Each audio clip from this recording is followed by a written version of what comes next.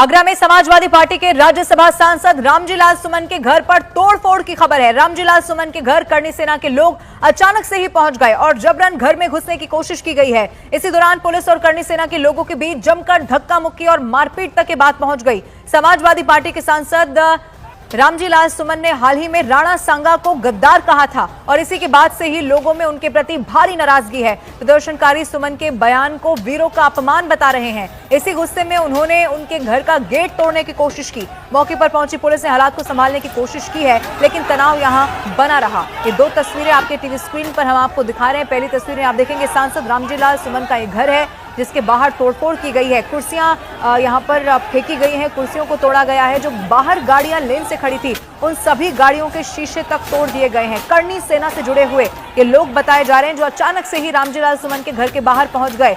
और ये घमासान क्यों मचा हुआ है ये भी आपको बता देते हैं। उन्होंने राणा सांगा को लेकर विवादास्पद बयान दिया, गद्दार शब्द का इस्तेमाल किया। राणा सांगा के बारे में बात करते हुए राणा सांगा को गद्दार कहा और इसी के बाद न सिर्फ देश की राजनीति इस बयान पर गर्म हुई, बल्कि अलग अलग हिंदू संगठन से जुड़े हुए लोग भी इस पर नाराजगी जाहिर कर रहे थे।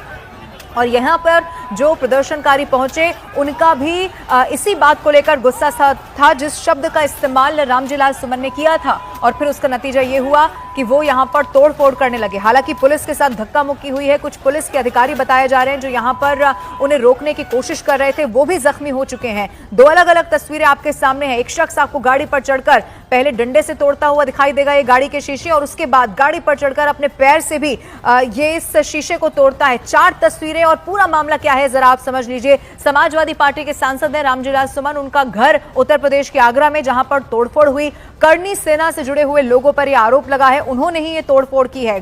टूटी हुई कुर्सियां भी आप देख लीजिए। राणा सांगा पर यह बयान दिया था, संसद के भीतर बाकायदा बयान दिया गया था और इसी बयान में राणा सांगा को गद्दार कहा गया था। इस गद्दार शब्द पर जबरदस्त उनकी आलोचना हुई, विरोध किया गया इस बयान का, और इसका नतीजा अब यह हुआ कि करणी सेना से जुड़े हुए लोग उनके घर पर पहुंच गए। इनफैक्ट गेट तोड़कर अंदर जाने की कोशिश कर रहे थे। और आइए अब आपको समाजवादी पार्टी के सांसद रामजी लाल सुमन का वो बयान भी एक बार फिर से सुनवा देते हैं जो उन्होंने संसद के भीतर दिया था, और अब उस पर जबरदस्त बवाल उनके खुद के घर के बाहर मचता हुआ नजर आ रहा है। सुनिए। कि बाबर का डीएनए मुसलमान में है। हिंदुस्तान का मुसलमान तो बाबर को अपना आदर्श मानता नहीं है, वो तो मोहम्मद साहब को अपना आदर्श मानता है, सूफी संतों की परंपरा को अपना आदर्श मानता है। लेकिन सभापति महोदय, मैं जानना चाहूंगा कि बाबर को लाया कौन? बाबर को इब्राहिम लोदी को हराने के लिए राणा सांगा लाया था। तो मुसलमान तो बाबर की औलाद हैं और तुम गद्दार राणा सांगा की औलाद हो, ये हिंदुस्तान में तय हो जाना चाहिए। अगर बाबर की तो आलोचना करते हैं, राणा सांगा की आलोचना नहीं करते।